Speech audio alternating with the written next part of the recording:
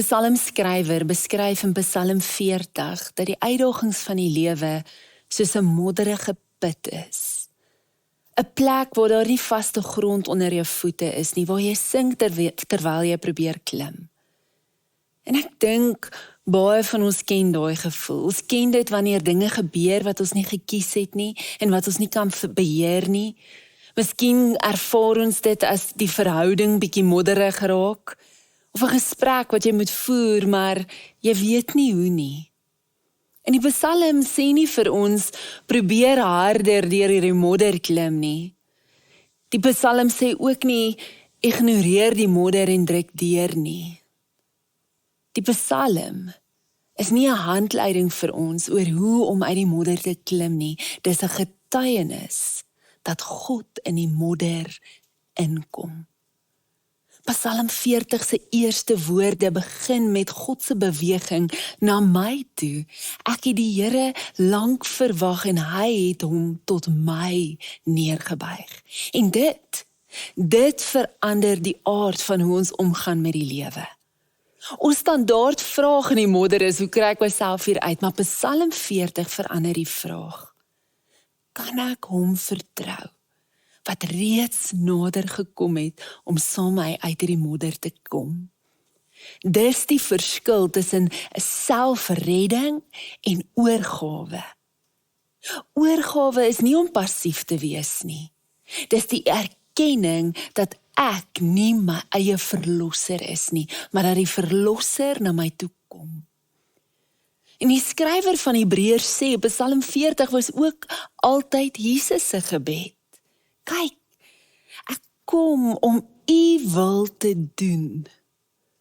Maar daardie woorde word getoets in Getsemane, in die donkerste nag van Jesus se lewe, en ons lees saam. Toe kom Jesus met hulle in 'n plek met die naam van Getsemane. En hy sê vir die disippels, sit hier onderwyl ek daar gaan bid. En hy neem Petrus en die 2 seuns van Zebedeus saam en begin bedroef en benoud word. En toe sê hy vir hulle, my siel is diep bedroef tot die dood toe. So bly hier en waak saam met my. En hy het 'n bietjie verder gegaan en op sy aangesig geval en gebid en gesê, my Vader, as dit moontlik is, laat hierdie beker by my verbygaan. Nogtans, nie soos ek wil nie, maar soos u wil. En weer het hy vir die tweede maal gaan bid en gesê, my Vader, as hierdie beker nie by my verby kan gaan sonder dat ek dit drink nie, laat u wil geskied. En hy het weer vir die derde maal gaan bid en dieselfde woorde gesê. Nou, as ons hierdie woorde lees en die uitnodiging wat na ons lewe toe kom deur Jesus se lewe, kan ons natuurlik nooit deurmaak wat Jesus deurgemaak het nie. Die lyding, die angs wat absoluut uniek aan sy lewe en sy roeping was. Ons sal nooit Golgotha hoef te betree soos hy nie. Ons sal nooit die las van die wêreld se smart en sonde en lyding hoef te dra soos hy nie. Maar sal jy nie saamstem dat daar oomblikke kom wanneer jy en ek goed in die gesig staar wat so pynlik is, dat ons soos Jesus uitroep, God, my Vader, neem asseblief hierdie beker van my af weg. Soms is dit daai beker van hartseer, die beker van mislukkings in my besigheid, van teleurstelling wanneer dinge nie uitdraai soos ek wou gehad het nie, van siekte. Was jy al in Getsemane gewees? Miskien sê jy nou vir jouself, jy praat vandag met my, want op die oomblik leef ek in Getsemane. En as dit waar is, as dit is waar jy nou is, wil ek jou nooi om hierdie verhaal van Getsemane, hierdie belewenis van Jesus in Getsemane, by jou lewe te plaas. Want wanneer ons dit doen, gebeur iets, is asof Jesus in ons lewe intree. Ek sit een voet in die skrif en een voet in my lewe en hy langs my staan. En hy's met my, terwyl ek enigiets in die gesig moet staar. En wanneer hy dit doen, kom help hy ons om 'n weg deur dit te vind. Hier in Getsemane voel Jesus die gewig van wat kom. Hy erken die gebrokenheid. My siel is diep bedroef tot die dood toe. Ek kan nie. En dan sê hy, my Vader, hy draai na sy Vader, na verhouding, vir krag en hulp. Hy sê, U kan, ek kan nie, maar U kan. En dan die derde beweging, nogtans nie soos ek wil nie, maar soos U wil, en hy kies, ek gee oor, ek gaan U toelaat om U wil te laat geskied. Ek kan nie, U kan. Ek gaan nie toelaat. Hierdie is 3 bewegings vir ons eie lewe, soos ons besluit om ons lewe en ons wil oor te gee aan die sorg van die Here. En die eerste uitnodiging is om ook te erken. Ek kan nie. Kyk hier na Jesus, hy word so kwesbaar en hy sê as hy vir hulle sê, my siel is diep bedroef tot die dood toe. Bly hier by my.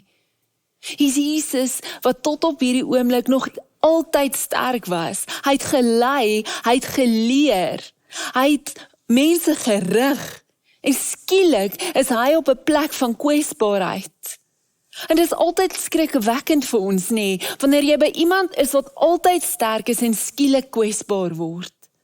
Maar in hierdie oomblik, en ek wil jou nooi, as jy jou Bybel het by jou om dit te onderstreep, deel Jesus sy kwesbaarheid met die wat die naaste aan hom is.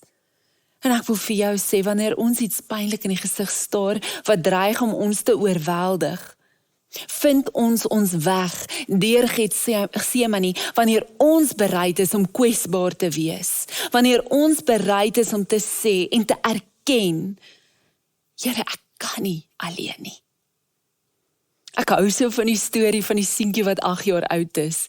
Hy veroorsaak vreeslik chaos. Hy hardloop deur die huis, keer alles onderste bo, en sy ma sê vir hom, sit nou, en hy weier. Uiteindelik gaan sy na hom toe, en sy druk hom af, en sy sê, sit nou net hier stil. En hy kyk na haar, en hy sê, mamma, buite sit ek miskien, maar binne my staan ek nog steeds. Hy is 'n hardkoppigheid, wat ons nie maklik los nie. Ons het dit in ons. Ek sit dalk en luister, maar binne staan my ego. Ek sit met my gebrokenheid, maar binne staan my bitterheid. Ek sit met onderdanigheid, maar binne staan my wilskrag op. Hoekom? Want ek dink ek is sterk. Ek kan self. En ons kan nie erken dat dit juist daardie dinge is wat ons moet oorgee nie, dat ons elkeen tot op die einde van ons eie wilskrag sal kom iewers in ons lewe. Maar wanneer ek bereid is om op hierdie reis te kom waar ek erken, ek kan nie, wanneer ek gaan van wilskrag na bereidwilligheid, van my wil geskied na U wil geskied, van die koninkryk van self na die koninkryk van God, dan vind ek my weg deur Getsemane na opstanding. En dit begin by kwesbaarheid. Dit begin om te erken, Here, ek kan nie op my eie nie. En dikwels wil mense met God 'n ooreenkoms beding, nê. Ek doen dit in my eie lewe, waar ek eintlik steeds in beheer is. En dan vra ek hom vir hulp. En ek kry hulp van hom vir my klein projekkie waarvoor ek dit nodig het. Daardie is pseudo-oorgawe. Dit is my altyd interessant, dat die stap in die AA nie is, ek het die besluit geneem om op te hou drink nie. Jy kan nie ophou drink as jy nie erken jy het 'n probleem en jy kan dit nie uit jou eie wilskrag oorkom nie. Dit word die beginsel van indireksie genoem. Ek kan nie ophou trots wees deur hard te probeer om nederig te wees nie. Ek kan nie ophou jok deur hard te probeer om nie te jok nie. Maatreëls en selfverbetering gaan nie die werk doen nie. Daar moet 'n transformasie innerlik kom. Iewers kom ons almal aan die einde van ons eie krag en ek kan nie myself red nie, al probeer ek hoe hard. Wanneer ek my hele lewe, my hele wil aan God oorgee, kwesbaar is by hom, is ek gereed om die krag te ontvang om te doen wat ek nie self kan doen nie. My deel is om te vertrou en my lewe neer te lê. God se deel is om te vang, om vas te hou, om in my en vir my te doen wat ek nie self kan doen nie. So die tweede uitnodiging is om hom te vertrou, want hy kan. Hy kan. Daar was eens 'n skrywer en 'n priester wat in die laaste jare van sy lewe gefassineer geraak het deur 'n groep trapeze artists, sweefstokkunstenaars.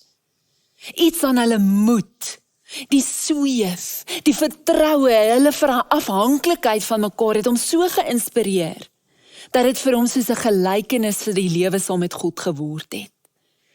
En op 'n dag het hy by die leier van so 'n groep gaan sit en oor hierdie vliegery gesels. En die man het vir hom gesê, as 'n vlieër moet ek volkome vertroue in my vanger hê. Die publiek dink miskien dat ek die groot ster van hierdie konsert is, maar die regte ster is my vanger. Hy moet met presisie op die breekdeel van 'n sekonde daar wees vir my, om my uit die lug te gryp, soos ek in die groot sprong na hom toe kom. Hoe werk dit, het die priester gevra. Die geheim, het die kunstenaar gesê, is dat die vlieër niks doen en die vanger alles doen. Want wanneer ek na hom toe vlieg, moet ek net my arms en hande uitstrek en wag dat hy my vang en my veilig oor die mat agter die vangstang trek. Jy doen niks, het die priester verras gesê. Niks, het hy herhaal. Die ergste ding wat die vlieër kan doen, is om te probeer om die vanger te vang. Ek's nie veronderstel om hom te vang nie, dis sy taak om my te vang. As ek na sy polse gryp, mag ek hulle dalk breek, of hy gaan dalk myne breek, en dan is dit verby met ons albei. 'n Vlieër moet vlieg, en 'n vanger moet vang. Die vlieër moet vertrou met uitgestrekte arms, dat sy vanger daar vir hom sal wees. Om oor te gee, is nie om op te hou leef nie, dis om op te hou veg. Om oor te gee is om my eerste sprong te vat in vertroue dat hy kan en hy sal my vang. Ek is die vlieër en hy is die vanger. En een van die mees eerlike ontdekkings op hierdie geestelike reis is dat daar eintlik net 2 maniere van lewe is wat ons kan kies. En die een sê, dis my wil, my veiligheid, my beheer en ek gaan gryp. Maar die ander sê, nee, u manier, u ritme, u wil, is die vanger.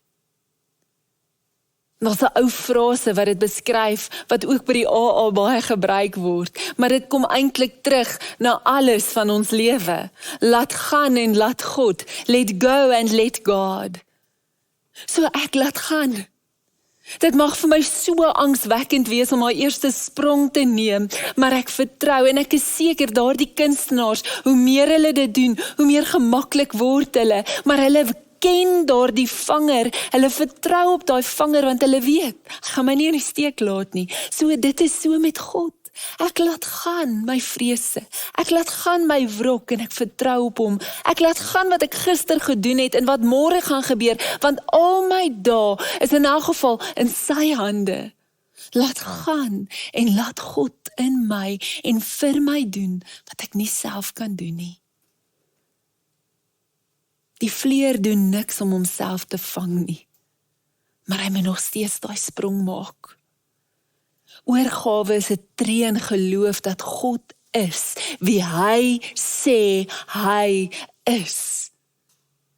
Dit lyk dalk soos daai gesprek wat ek vir 2 of 3 weke al uitstel, want ek is nie seker hoe dit gaan nie, maar ek weet dat die Here my nou nooi om dit te doen.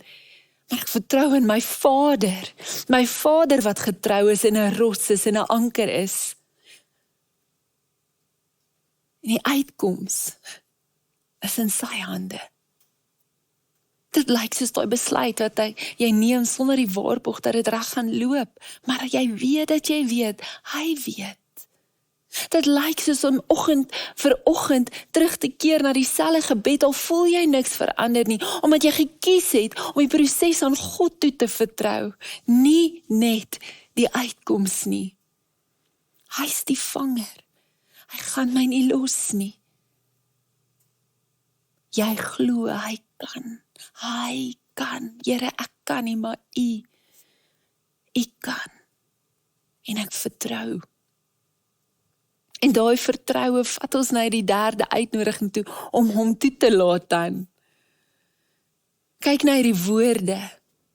Hy het 'n bietjie verder gegaan en op sy aangesig geval en gebid en hy het gesê, my Vader,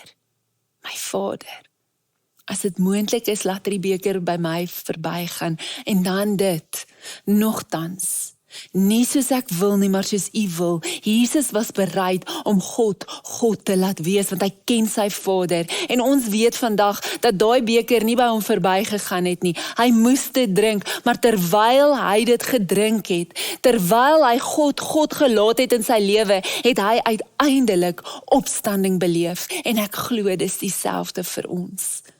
Wanneer ek bereid is om God te laat wees in my lewe, wanneer ek werklik soek na sy weg en sy wil, wanneer ek in Getsemane is, lei hy my op 'n manier na opstanding toe. En opstanding beteken nie altyd verandering van omstandighede nie. Dikwels beteken dit dat God my verander, terwyl daai beker bly.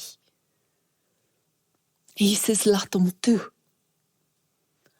Jesus laat hom toe dat sy wil geskied.